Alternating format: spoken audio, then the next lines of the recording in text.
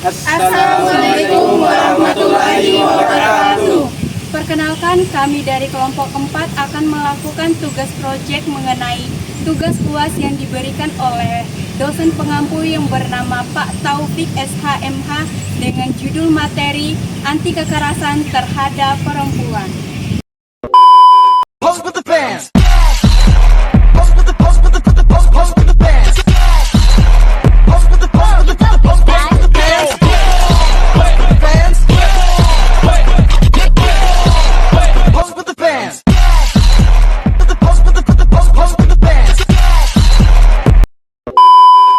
Ratusan ribu kasus kekerasan dan kasus pelecehan seksual di ruang publik, korban kekerasan verbal di sebuah apartemen di kota Bekasi, Jawa Barat. Tidak boleh dianggap sebagai isu kecil. Apa itu kekerasan terhadap perempuan? Kekerasan terhadap perempuan adalah kekerasan yang berbasis gender. Kekerasan ini juga dapat berupa ancaman seperti penderitaan seksual atau psikologis pada perempuan. Kekerasan ini juga dapat berupa ancaman seperti perampasan kemerdekaan. Apa aja sih jenis-jenis dari kekerasan terhadap perempuan? Jadi ada beberapa hal jenis kekerasan terhadap perempuan, yaitu kekerasan fisik, kekerasan seksual, kekerasan budaya, dan kekerasan sosial budaya. Kekerasan terhadap perempuan disebabkan oleh berbagai faktor seperti ketimpangan gender dan budaya patriarki yang memandang perempuan lebih rendah, serta norma sosial yang membenarkan kekerasan. Kurangnya pendidikan tentang kesetaraan gender dan hak asasi manusia juga memperburuk masalah ini, ditambah dengan pengaruh lingkungan yang terbiasa dengan kekerasan. Berikut contoh perilaku kekerasan terhadap perempuan.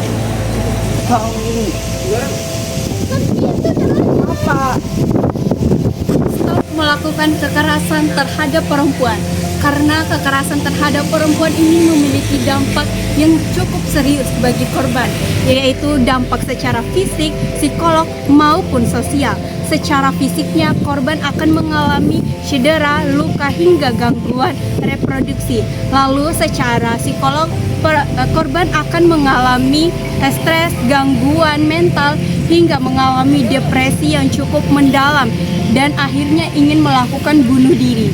Lalu secara sosialnya, korban akan mengalami stigma atau diskriminasi dari masyarakat dan akan diisolasi dari lingkungan, sehingga perbuatan ini akan memperburuk kondisi dari korban.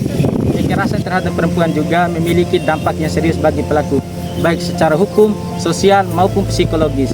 Secara hukum, pelaku dapat dikenakan sanksi yaitu berupa penjara, dendam, atau hukuman lainnya sesuai dengan peraturan yang berlaku. Dalam aspek sosial, pelaku seringkali kehilangan reputasinya, dihukum secara sosial atau dikucilkan oleh komunitasnya.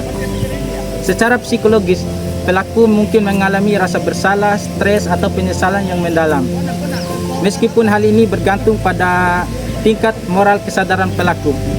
Selain itu, kekerasan dilakukan terus-menerus juga dapat membuat perilaku agresif, merusak hubungan pribadi, dan menciptakan siklus kekerasan yang sulit untuk dihentikan. Untuk mencegah kekerasan terhadap perempuan diperlukan pendekatan yang komprehensif melalui edukasi, kebijakan tegas, dan perubahan budaya.